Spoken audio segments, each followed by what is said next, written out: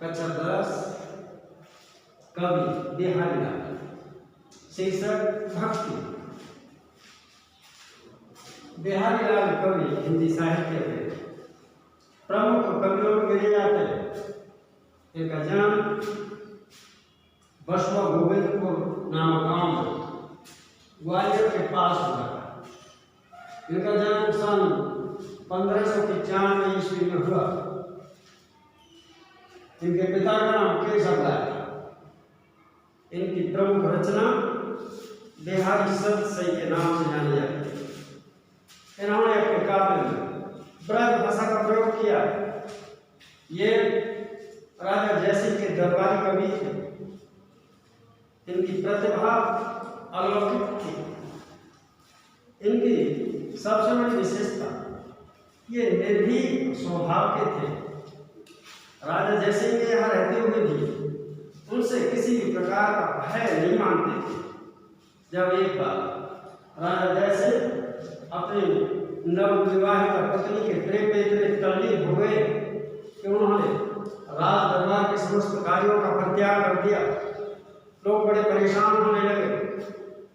जब इनके सामने यह समस्या आई तो इन्होंने बड़ी निर्भीकता पूर्वक एक दोहा लिखकर राजा जयसिंह को सामने प्रस्तुत कर दिया। उसमें लिखा था, नहीं पराग नहीं मधुर मधु नहीं विकास नहीं काल अली कली ही सौमिध्य आगे कौन हवाल। जब राजा जयसिंह ने यह दोहा पढ़ा तो उनकी आंखें खुली रह गई। उन्हें ज्ञान हो गया और राजा इतने प्रभावित हुए कि इनकी एक एक रचना पढ़े हैं एक एक स्वर्ण मुद्रा पुरस्कार में देते थे।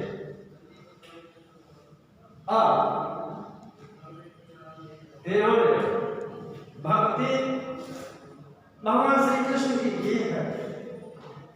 नीति के मामले में भी वे हर किसी से कम नहीं है, बल्कि अग्रणी गिने जाते हैं।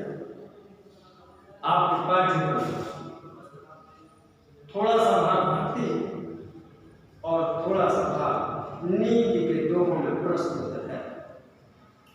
पहले भक्ति के शीर्षक पे चलते हैं। सबसे प्रथम दोहा बिहारी सतसई के प्रारंभ में उन्होंने राधा की वंदना की, क्योंकि राधा श्री कृष्ण की शक्ति मानी जाती है और मानी गई है। इसीलिए उन्होंने पहला दोहा लिखा, मेरी भवबाधा हरो राधा नागरी सोय जातन की झानी परे श्याम हरित धुते हो। प्रस्तुत दोहा में बिहारी ने श्रेष्ठ अलंकार रख दिया। मेरी भव बाधा हरो।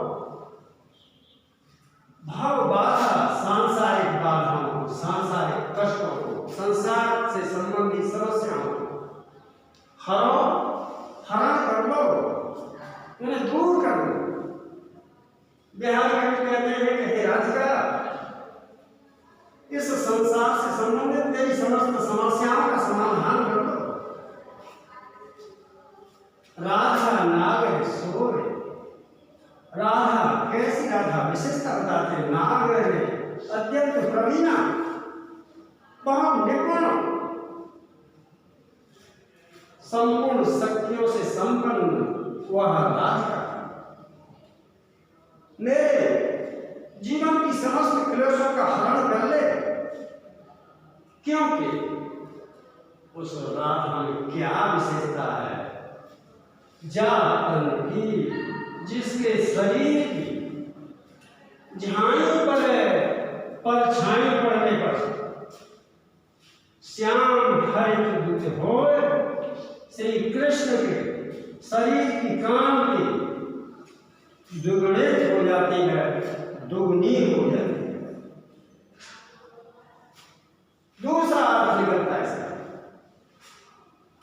जातन की झाई पर श्याम हरित दूत होए। राधिका पीले वस्त्र पहने हुए हैं और श्री कृष्ण के शरीर का रंग नीले रंग का है। जब राधिका के शरीर की, राधिका के पीले वस्त्रों की परछाई श्याम के नीले शरीर पर पड़ती है तो वह रंग हरा रंग का बनता है। क्योंकि पीला और नीला रंग अगर मिला देते हैं तो कैसा बन जाता है? हरा। दूसरी अगला मेरी भव बाधा हरो राधा नागर सोय। सोय माने वह राधिका। कौन सी राधिका? नागर, जो अत्यंत चतुर है। वह चतुर राधिका मेरी सभी संसार की समस्याओं का समाधान करे। जिस राधा के तन की झलक पड़ते ही, थोड़ी सी प्रतिबिंब की परछाई पड़ते ही प्रत्येक जीव का मन हरा भरा हो जाता है, प्रफुल्लित हो जाता है। मोर मुकुट की चंद्रिकन यो राजत नंद मनुष्य शेखर की अगस प्रिय शेखर सतचंद। ब्रज की गोपियां श्री कृष्ण के प्रभाव से अत्यंत प्रभावित थी। एक गोपी श्री कृष्ण की महिमा का वर्णन करते हुए अपनी सखियों से कहती है, हे सखी, मोर मुकुट की चंद्रिकन, मयूर के पंखों का मुकुट धारण करते हुए चंद्रिकन, जिसमें बहुत से चंद्रमा बने हुए, ऐसे मोर पंखों के मुकुट का, ऐसे मोर के पंखों का किरीट पहने हुए श्री कृष्ण यूं राजत, यूं माने इस प्रकार, राजत माने सुशोभित होते हैं, नंद माने नंद बाबा के पुत्र अर्थात श्री कृष्ण।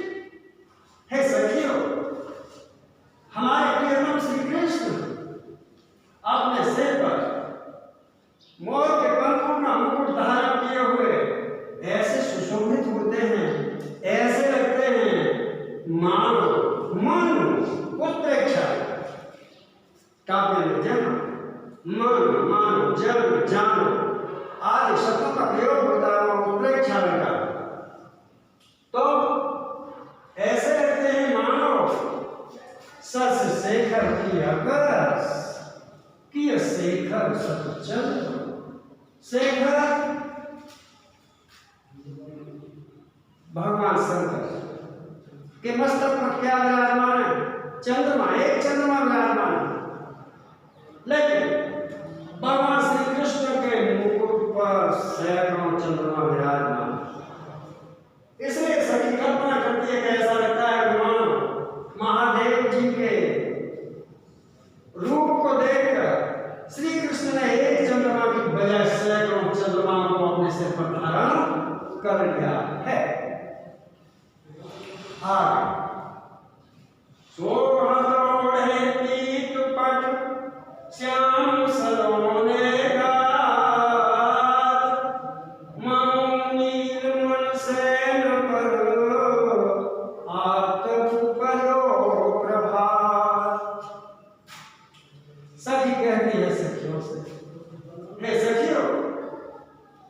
श्री कृष्ण पीले रंग का वस्त्र धारण करते हुए ओढ़ने धारण करके पहनते, हमारे श्री कृष्ण पीले रंग के वस्त्रों को धारण करके शोभत सुंदर लगते हैं।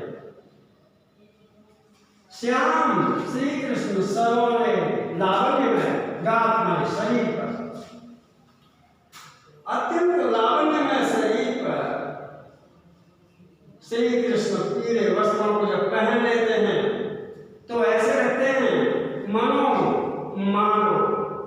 नीलमणि पर्वत पर, सैर पर नीलमणि पर्वत पर पयो प्रभात, सूर्योदय के समय का,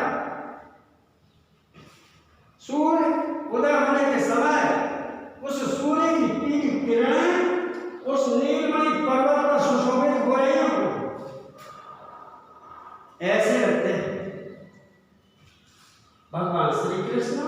अपने सुंदर शरीर पर पीले वस्त्रों को जब धारण करते हैं तो ऐसे लगते हैं मानो नीलमणि पर्वत पर प्रातःकालीन सूर्य की किरणों का पीला पीला प्रभाव, पीली पीली रोशनी दिखाई दे रही हो। आगे अधर धर हल्के पर ओठ गीत पट जोर हरित बांस की बांसुरी इंद्र धनुष रंग होते। गोपी कहते हैं आधार यहां बच्चों एक बात समझ लेंगे, प्रत्येक व्यक्ति के ओठ दो हैं, लेकिन निचले भाग को हम आधार कहते हैं और ऊपरी भाग को ओठ या होठ कुछ भी कह सकते हैं। तो आधार निचले ओठ पर धारण करते हुए, क्या धारण करते हुए? हरे बांस की बांसुरी, हरे बांस की बनी हुई बांसी को जब श्री कृष्ण अपने निचले ओठ पर धारण करते हैं तो परत उस पर पड़ती है क्या? ओठ की, ऊपर वाले ओठ का रंग दीठी दृष्टि का और पट वस्त्रों का ज्योति माने प्रकाश। जब श्री कृष्ण अपने निचले ओठ पर हरे रंग के बांस की बांसुरी को धारण करते हुए आने लगे तो उस बंसी पर ओठों की लालिमा और नयनों की कालिमा और वस्त्रों की पीलिमा, यानी तीन रंग उस बंसी पर आके टिकते हैं। और बंसी का रंग कैसा है? हरे, हरा। ये सारे के सारे रंग जब कृष्ण के ओठ पर उस बंसी पर आकर छा जाते हैं तो वह बंसी इंद्रधनुष रंग होते ऐसी दिखाई देती है जैसे स्वच्छ आकाश में इंद्रधनुष दिखाई देता हो। आगे कवि कहता है या अनुरागी चित्त की गति समझे नहीं कोई, ज्यों ज्यों बूढ़े श्याम रंग त्यों त्यों उज्जवल हो। जब किसी का मन किसी के प्रति आसक्त हो जाता है तो उस प्रेमी के मन की स्थिति का कुछ पता नहीं लगाया जा सकता। यह अनुराग व्यक्ति के हृदय को पूरी तरह परिवर्तित कर देता, यहाँ तक कि प्रेमी को भी अपनी स्थिति का कभी पता नहीं रहता कि वह पल में क्या से क्या कर ले। या अनुरागी चित्त की, अनुराग और अनुरागी, अनुरागी का मतलब है प्रेम करने वाले, चित्त माने हृदय की गति माने स्थिति को समझे नहीं हो। कोई दूसरा व्यक्ति किसी प्रेमी के हृदय की गति को कभी समझ नहीं सकता। क्यों? श्री कृष्ण के प्रेम में और भी विशेषता है। ज्यों ज्यों जैसे जैसे बूढ़े माने डूबते हैं श्याम रंग श्री कृष्ण के रंग। जब कोई भक्त श्री कृष्ण की भक्ति के प्रेम में जितना डूबता जाता है उतना ही देखिए उज्जवल हो, वह निर्मल होता चला जाता है।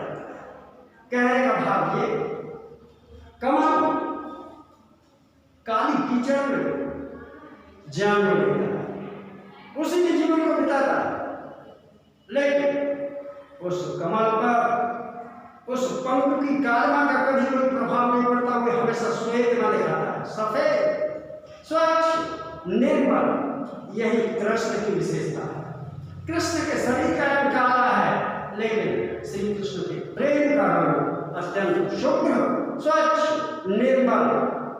दूसरी बात, ज्यों बूढ़े श्याम रंग, जैसे जैसे भक्त श्री कृष्ण की भक्ति में डूबता जाता है त्यों त्यों उज्जवल हो, वैसे ही उस व्यक्ति के हृदय की, उस व्यक्ति के शरीर की, उस व्यक्ति की सभी प्रकार की समस्याओं का निवारण हो जाता है। उसके सारे सांसारिक कष्टों का नष्ट होना स्वाभाविक है। तो सदन में हर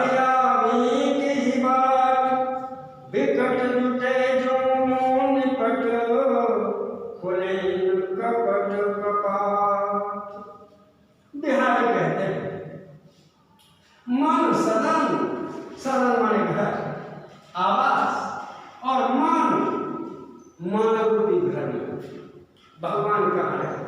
भगवान ने बड़ी विशेषताओं से पूर्ण इस मानव के तन को बनाया। सुना होगा, तेरे पूजन को भगवान बना मन मंदिर आलीशान, मन सदन और मन मंदिर वही बात। तो माने जब तक मानव के घर में, मनुष्य के हृदय में क्या लगी हुई है? कपट, कपाट, छल की, द्वेष की, ईर्ष्या की, काम की, लोभ की, लालच की, किवाड़े, कपाट माने किवाड़े लगी हुई हैं। और कैसी लगी हुई हैं? विकट जगह, बड़ी दृढ़ता से। अगर आपके घर की किवाड़ बड़ी दृढ़ता से बंद हो तो क्या आप उस घर में घुस सकते हैं? नहीं। कब तक नहीं? जब तक किवाड़ खुलेंगे। इसीलिए बिहारी कहते हैं कि हे मनुष्य, अपने हृदय से कपट रूपी किवाड़ों को दूर कर दो और तभी हर यादें, तभी भगवान आपके हृदय में वास कर सकते हैं। जब तक आपकी किवाड़ें खुदेन नहीं खुलेंगी तब तक कृष्ण आपके पास नहीं आ सकते। अतः कवि कहता है कि हे व्यक्ति, जब तक मनुष्य अपने हृदय में कपट रूपी किवाड़ों को खोल नहीं देता तब तक श्री कृष्ण उस घर में कभी प्रवेश नहीं करते। अर्थात तब तक भगवान का दर्शन नहीं हो सकता जब तक हम सारे कपट के व्यवहार का त्याग न करें।